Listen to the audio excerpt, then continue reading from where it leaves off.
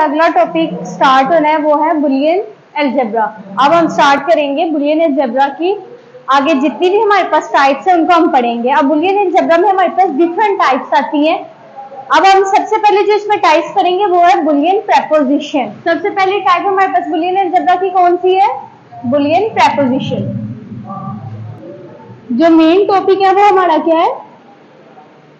Boolean algebra. इसको हम लोग अपने मैथ्स में भी देखते हैं। हमारे पास बुलियन अलजेब्रा से रिलेटेड या अलजेब्रा कांस्टेंट इस तरह की चीजें आती हैं। अब इसमें सबसे पहला जो है हमारा है बुलियन प्रेपोजिशन। प्रेपोजिशन नाम से पता लग रहा है कि कोई एक ऐसा सेंटेंस जो हमारे पास या तो ट्रू होगा या फॉल्स होगा। यह वो हमारे पास किस तरह से ट्रू या फॉल्स होता है कि आप लोगों को कोई भी सेंटेंस दिया जाए कि मैं एक स्कूल में पढ़ता हूं और मैं A+ ग्रेड अचीव करूंगा। अब इसमें क्या है, या तो ये ट्रू होगा या फॉल्स होगा। यहां बुक से देखते हैं बुलियन प्रेपोजिशन की हमारे पास definition. A preposition is a sentence that can either true और फॉल्स। तो प्रेपोजिशन हमारे पास क्या है? एक ऐसा सेंटेंस है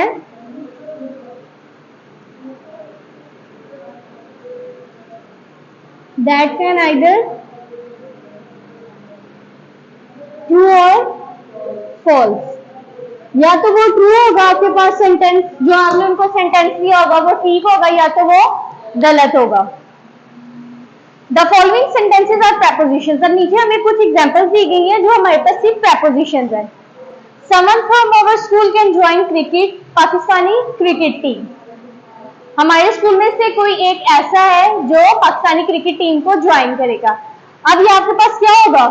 अब इस सेंटेंस में ये हमारे पास प्रेपोजिशन किस तरह से बन रही है सेंटेंस?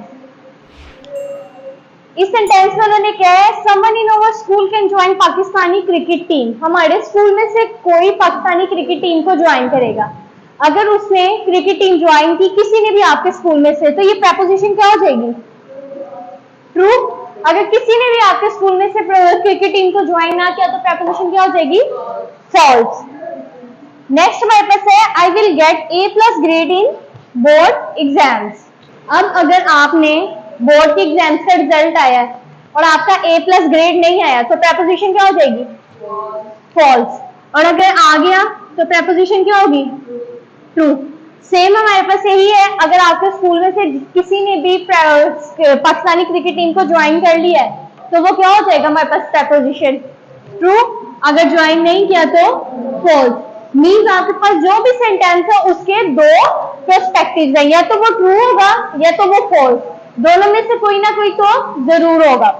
नेक्स्ट एग्जांपल है I want to excel in mathematics, कि आप मैथ्स में अपनी स्किल जो है वो बहुत ज्यादा एक्सेल करना चाहते हैं, बिल्कुल smooth. This year Pakistan super league PSL final match will be played in Lahore.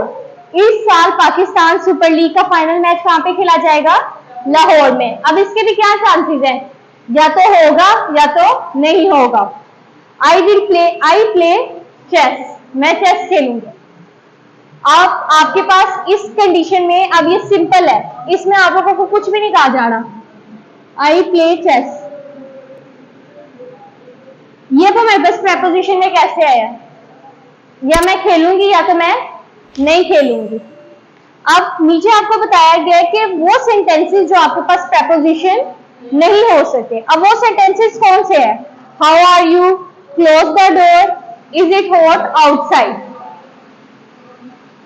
How are you, ये सिंपल हमसे क्या पूछा गया? क्वेश्चन। आपसे क्वेश्चन पूछा गया आप कैसे हैं। इसमें उन्होंने कुछ कहा है कि इसमें हमारे पास नेगेटिव यह हो सकता है कि आप कैसे हो कैसे नहीं हो, ये तो कुछ नहीं है, सिर्फ क्या है आप कैसे हो, सिर्फ सिंपल क्वेश्चन पूछ लिया गया। फिर एक है क्लोज द डोर, इसमें आपको क्या दे दिया गया? एक ऑर्डर दे दिया गया कि दरवाजे को बंद करो। लास्ट वन है इज इट हॉट आउटसाइड, क्या बाहर गर्मी है। तो इस क्वेश्चन में भी आपसे क्या पूछा गया है? क्वेश्चन। इस सेंटेंस में भी क्या पूछा गया है? क्वेश्चन। इस वाले में आपको क्या दिया गया है? ऑर्डर। ऐसे सेंटेंस जिसमें आपको कोई क्वेश्चन पूछा जाए या ऑर्डर दिया जाए वो प्रेपोजिशन नहीं होते। अब इसके बाद अब हमने देख लिया कि हमारे पास प्रेपोजिशंस क्या होते हैं। प्रेपोजिशंस ऐसे कौन से सेंटेंसेस है जो हमारे पास प्रेपोजिशन में इंक्लूड नहीं होते। अब हम देखेंगे कि हम प्रेपोजिशन को किस तरीके से वैल्यू असाइन कर सकते हैं। We can also assign letter to a preposition as shown in the following. अब आप कोई भी एक आपके पास प्रेपोजिशन है, आप उसको एक लेटर के साथ वैल्यू असाइन कर सकते हो। वो लेटर हमारे पास क्या हो सकता है, एबीसी का कोई भी वर्ड हो सकता है। यहां पे एग्जांपल दी गई है P equals to I play.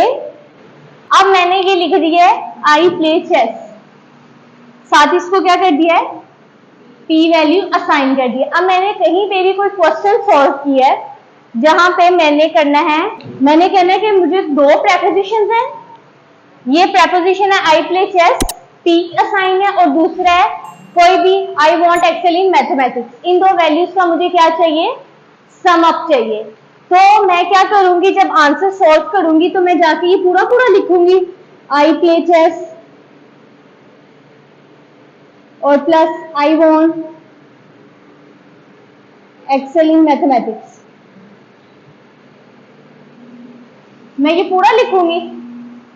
इस पूरे को लिखने की बजाय जो मैंने उसको वैल्यू साइन की होगी, मैं सिर्फ वो लिखूंगी P plus Q। Value sign करने का मतलब पता लगे कि जब हमने किसी भी ऑपरेशन को परफॉर्म करना है तो हम लंबे लंबे सेंटेंसेस लिखने की बजाय सिर्फ जो वैल्यू साइन की गई है उसको लिख के उस वैल्यू को जो हमें ऑपरेशन दिया गया उसको परफॉर्म कर दें। Now we say P, it means that we are referring the preposition I play chess. अभी मैंने बताया ना कि जब हम लोग किसी भी प्रेपोजिशन को वैल्यू असाइन कर देते हैं तो इसका क्या मतलब होता है कि जब कहीं पे आपने बात कर रहे हो आई प्ले चेस, तो P उसको क्या कर रहा होगा, रेफर कर रहा होगा। P उसका रेफरेंस पॉइंट होगा। जैसे आप लोगों को कोई भी निकनेम रख दिया जाता है ना, नाम से कोई भी, तो आप लोगों के नेम से वो निकनेम लेंगे तो पता लग जाएगा आपका निकनेम किसको रेफर कर रहा है, आपको। तो इसी तरह से जो आप वैल्यू असाइन करोगे वो किसको रेफर करेगी, उस प्रेपोजिशन को रेफर करेगी। And we see Q, it means that we are preposition I want to excel in mathematics. Next, अब हमारे पास आती है ट्रूथ वैल्यूज। अब हमारे पास ट्रूथ वैल्यूज क्या होती हैं। अब ऐसा भी नहीं है कि कोई भी वैल्यू जो हमारे पास हो वो बिल्कुल ही ठीक हो। ऐसा हो सकता है कि कोई चीज बिल्कुल ठीक हो, तो हर चीज के हमारे पास दो प्रोस्पेक्टिव्स आते हैं, या तो वो ट्रू होगी या फॉल्स होगी। जब भी हम कंप्यूटर में बुलियन अलजेब्रा की बात करें, इसका मतलब है कि कोई ना कोई जगह पे हमारे पास ट्रू आएगा और किसी जगह पे हमारे पास फॉल्स आएगा। कभी भी हमारे पास दोनों चीजें सही नहीं होती है। Every preposition take one of two values, true और फॉल्स। आपके पास कोई भी प्रेपोजिशन है, उसकी एक या दो, इन दोनों में से कोई वैल्यू ट्रू या फॉल्स हो सकती है। And these values are called the truth values. इन वैल्यूज को हम क्या कहते हैं, truth values. Truth values is given on the basics of truthfulness and philosophy of a preposition. Truth value किस उस पे बेस करती है, किसी भी प्रेपोजिशन के ठीक होने पे या गलत होने पे। तो दूसरी बात क्या है, इट बेस्ड। अब हमारे पास नीचे एग्जांपल आ रही है, assume P is equals to Islamabad equal. ज्यादातर हमारे पास जो रेफरेंस पॉइंट स्टार्ट होते हैं वो P, Q, R, इस तरह की चीजों को हम क्या करते हैं, रेफरेंस के लिए यूज करते हैं। दूसरा रेफरेंस हमारे पास क्या है, Q equals to the sun rises in the west. You can assign the truth value of this preposition. Now assume another preposition, the sun rises in the west. The truth value for this preposition is false. अब आपको एक preposition दे दी गई है जिसको हमने value sign की है P, दूसरी preposition है जिसको हमने वैल्यू साइन की है Q। अब P है हमारे पास Islamabad is the capital of Pakistan. अब हमने पढ़ा है कि ट्रूथ वैल्यू किसके ऊपर बेस कर रही होती है, किसी भी प्रेपोजिशन के ठीक या गलत होने पे। Islamabad is the capital of Pakistan, Islamabad Pakistan का कैपिटल है, तो ये हमारे पास ट्रूथ वैल्यू क्या है, ट्रू। सेकंड है the sun rises in the west. Sun कहां से राइज होता है, ईस्ट से, तो ये क्या है हमारे पास, तो ये प्रेपोजिशन हमारे पास क्या फॉल्स। अगर यहाँ पे होता the sun sets in the west, तो फिर क्या थी हमारे पास प्रेपोजिशन? ट्रू। जब अब पता लग गया कि हमारे पास प्रेपोजिशन को हमने देखना है कि वो ठीक है या नहीं, तो वो किस पे डिपेंड कर रही होगी? आपकी ट्रूथ वैल्यू इस चीज पे डिपेंड करेगी कि आपने प्रेपोजिशन को पहले ध्यान से पढ़ना है कि आपकी प्रेपोजिशन क्या है। Islamabad is the capital of Pakistan, ये ट्रूथ वैल्यू हमारे पास क्या बनी इसकी? ट्रू। दूसरी थी the sun rises in the west, ये प्रेपोजिशन क्या है हमारे पास? गलत, तो इसकी ट्रूथ वैल्यू भी क्या होगी? फॉल्स।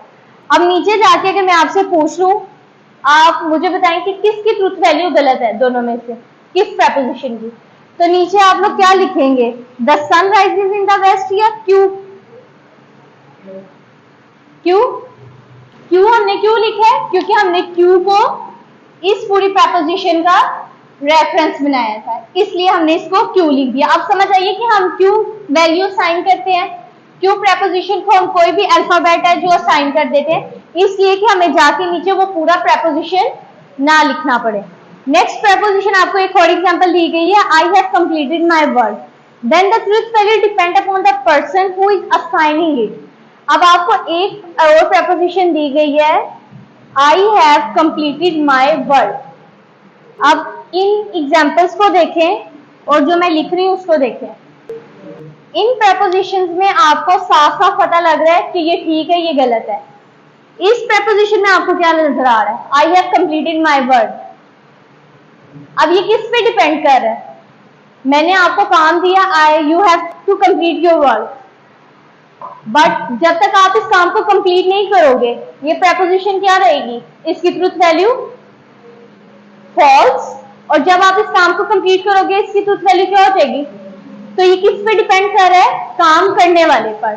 इसका आंसर आप तब लिखोगे, it's depend upon the person who is assigning it. ये उस पर्सन पे डिपेंड कर रहा है जो इस काम को असाइन करेगा, मतलब उसको देगा। जब वो काम उसको देगा तो उसको पता होगा कि उसने काम ठीक किया है कि नहीं किया। जब वो काम कर लेगा तो आपको पता लग जाएगा, आपने उसकी ट्रूथ वैल्यू इधर लिख देनी है, उसके बगैर आपने ट्रूथ वैल्यू नहीं लिखनी। तो ये था हमारा आज का।